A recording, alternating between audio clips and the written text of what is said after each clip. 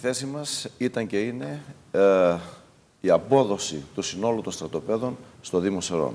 Το στρατόπεδο Παπαλουκά ανήκει ιδιοκτησιακά στο Δήμο Σερών. Τα υπόλοιπα στρατόπεδα ο Δήμος Σερών θα πρέπει να τα διεκδικήσει μέσω της Κεντρικής Ένωσης Δήμων και Κοινοτήτων μαζί με όλους τους τοπικούς φορείς για να περιέλθουν οριστικά στο Δήμο. Η πόλη μας έχει ανάγκη από χώρους πρασίνου για να αναπνεύσει και τα στρατόπεδα μπορούν να δώσουν μία λύση για αναβάθμιση και αναδιοργάνωση του αστικού ιστού της πόλης με ευεργετικές συνέπειες στην κοινωνική και οικονομική ζωή του τόπου μας. Τώρα, αν οι προσπάθειες αυτές που θα γίνουν μέσω της ΚΕΔΚΕ και μαζί με όλους τους φορείς δεν αποδώσουν, και βεβαίως το λόγο έχει ο λαός.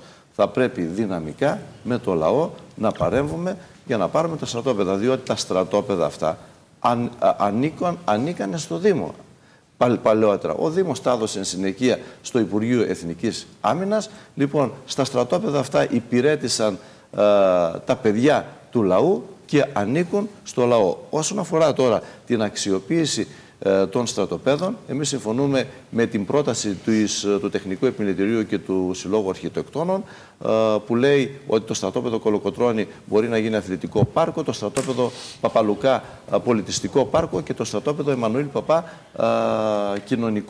για κοινωνικές δραστηριότητες. Πρέπει να πούμε ότι σε άλλους δήμους ήδη έχουν παραχωρηθεί. Στο Δήμο Αμπελοκήπων, ο Δήμος Αμπελοκήπων έχει πάρει το στρατόπεδο, ένα τεράστιο στρατόπεδο, το οποίο ανήκε στο Υπουργείο Εθνικής Άμυνας ή, αν δεν κάνω λάθος, στην Κτηματική Εταιρεία Δημοσίου. Κύριε Αγγελίδη. Υπουργείο Εθνικής Άμυνας ανήκει. Κύριε Αγγελίδη, μιλήσατε για διεκδίκηση μέσω του Δήμου και μέσω ΚΕΔΚΕ κτλ. Αυτό νομίζω ότι το ακούμε εδώ και 10 χρόνια. Όχι μόνο για τα στρατόπεδα των Σερών, για όλη την Ελλάδα και σε ελάχιστες περιπτώσεις έχει γίνει παραχώρηση στρατοπέδων στους Δήμους. Όχι, αυτό σας ανέφερα, μήπως, ναι, λέμε σε ελάχιστες περιπτώσεις όμως. Ναι, μήπως θα πρέπει τελικά αυτό που είπαμε προηγουμένως να γίνει πιο δυναμική διεκδίκηση. Γιατί μέσω ΚΕΔΚΕ, εντάξει, τα ακούμε, προτάσεις του Υπουργείου πηγαίνουν. Κυρία Νάβαλη, έχουν γίνει παραχωρήσεις στρατοπέδων. Σας ανέφερα και συγκεκριμένο παράδειγμα, το οποίο επισκέφθηκα. Πώς τα κατάφερα? Επισκέφθηκα το στρατόπεδο Αμπελοκήπων, πήγα και στο Δημαρχείο και πήρα όλα τα χαρτιά. Ρώτησα πώς έγινε η παραχώρηση κτλ.